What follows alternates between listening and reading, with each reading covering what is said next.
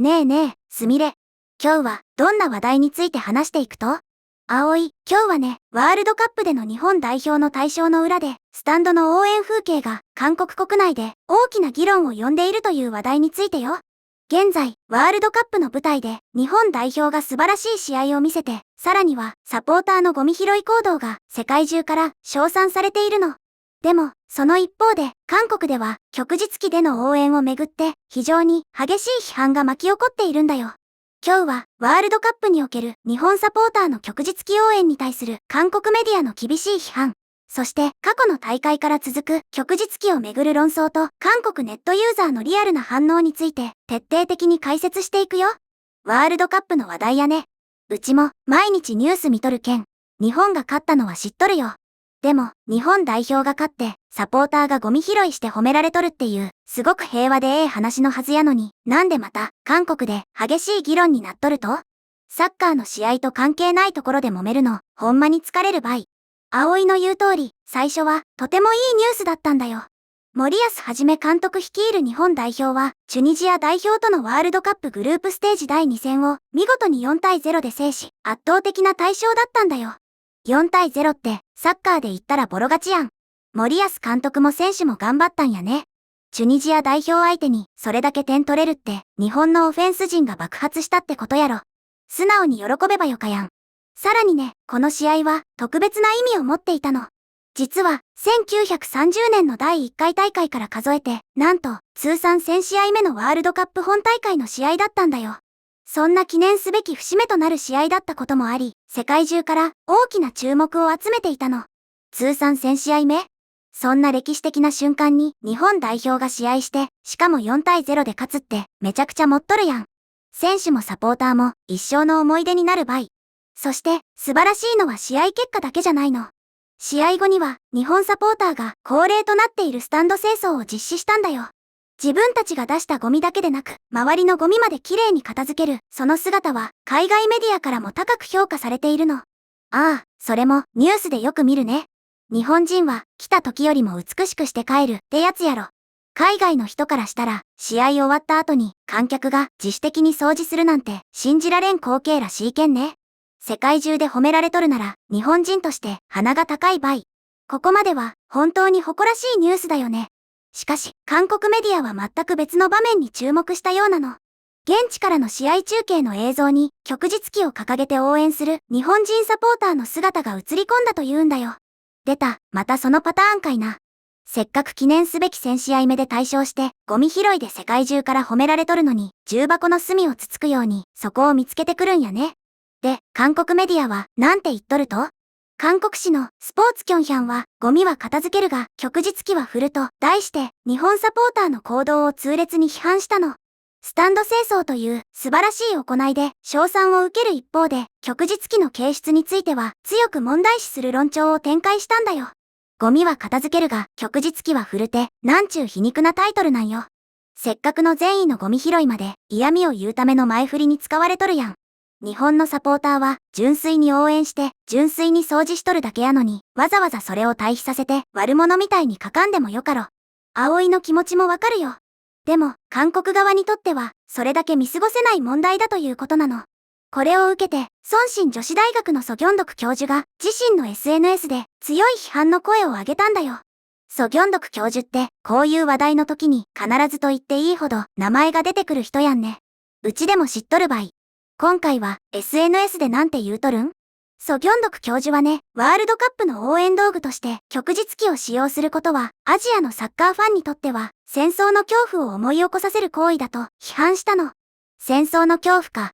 確かに歴史的な背景があるのはわかるけど、スポーツの応援の場でそこまで直結させて考えられると、なんかすごく重苦しい空気になるね。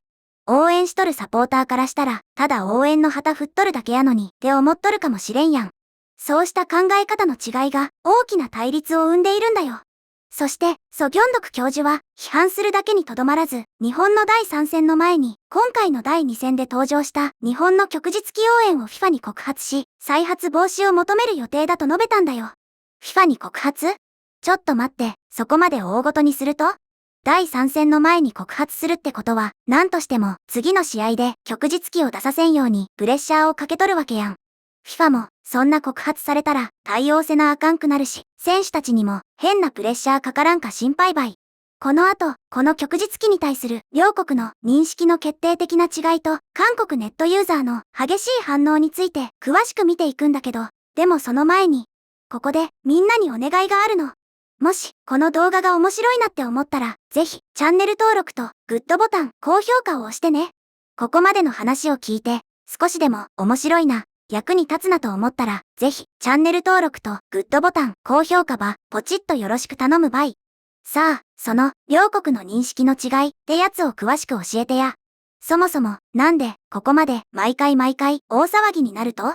中国関連の時事を日本国内向けに日本語で配信しているレコードチャイナというメディアサイトでは、韓国側の認識についてこのように説明しているの。旭日旗は旧日本軍や軍国主義を想起させる象徴であり、スポーツ会場での使用には継続的な反発があるとしているんだよ。なるほどね。韓国の人たちからすれば、あの旗のデザイン自体が昔の軍隊とか戦争の嫌な記憶と完全に結びついとるってことなんやね。だから、どんなに日本人がただの応援やって言ってもスポーツの場にふさわしくないって反発されるわけや。その通りだよ。そして、同記事は続けて過去にも22年のワールドカップカタール大会や野球の国際大会などで同様の論争が起きたと説明しているの。つまり、今回が初めてではなく、ずっと繰り返されている問題なんだよ。カタール大会でも野球でも揉めとったんや。毎回揉めるってわかっとるのに、なんでまた持っていく人がおるんやろか。そこが不思議でたまらんばい。そこがまさに日本国内での認識とのズレなんだよ。一方で、同記事は日本国内では旭日旗を現在も一部で伝統的衣装として位置づける見方もあり、国際大会では扱いをめぐって議論が分かれるケースがあると伝えているの。伝統的衣装か。大漁旗とかお祝いの時とかに使うおめでたい柄っていう見方があるんやね。だから、日本国内では必ずしも軍国主義の象徴ってわけじゃなくて、昔からのデザインとして捉えとる人もおるってことか。でも、国際大会っていういろんな国の人が集まる場所やと、そう簡単にはいかんのやね。まさにその通りだよ。日本の中での見方と韓国をはじめとする海外からの見方が大きく異なっているからこそ、議論が平行線をたどってしまうの。では、ここで、この記事に対して寄せられた韓国のネットユーザーからの声を見ていくと、ネットの声やね。さっきのスポーツキョンヒャンのタイトル見ても相当荒れとるんやろうなって想像はつくばい。どんなコメントがあるん？まず、一つ目は非常に強い言葉でさっさと訴えろという声だよ。これ、ソギョンドク教授の FIFA への告発を強く支持している意見だね。直球やね。もう議論するよりさっさとルールで禁止してしまえってことなんやろうね。次に、世界中が見る大会だから配慮してほしいという声だよ。これは、ちょっと冷静な意見やね。自分たちが嫌やからやめろっていうより、ワールドカップっていう世界的なイベントなんやから、周りの国が不快に思うようなことは避けるべきやないっていう真っ当な指摘ばい。そうだね。そして、毎回同じ論争が起きているのに、掲げ続けているのは悪意を感じるという意見もあるの。ああ、これは痛いところ疲れとるね。うちもさっき言ったけど、毎回揉めるってわかっとるのに、わざわざ持っていくのは、わざとやっとるんやないか？で疑われても仕方ない部分はあるばい。純粋な応援以上の意図があるんじゃないかって思われてしまうんやね。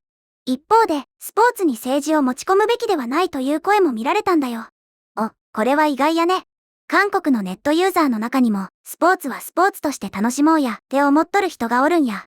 旭日旗を政治的なものとして扱うこと自体が、スポーツの場に政治を持ち込んどるっていう考え方もあるかもしれんね。でも、それに続くように、ただの応援だとしても誤解されない配慮も必要という声も上がっているの。結局そこに行き着くんよね。俺たちはただ応援しとるだけや、って言っても、相手がどう受け取るかは別問題やけんね。誤解を生むと分かっとるなら、最初から別の旗振ればええやんって思うのは自然な流ればい。まだまだあるよ。だから歴史教育は大切なんだ、という声だよ。旭日旗を振っている日本人は、その旗がどういう歴史を持っているかを知らないから平気で触れるんだ、という指摘だね。耳が痛い話やね。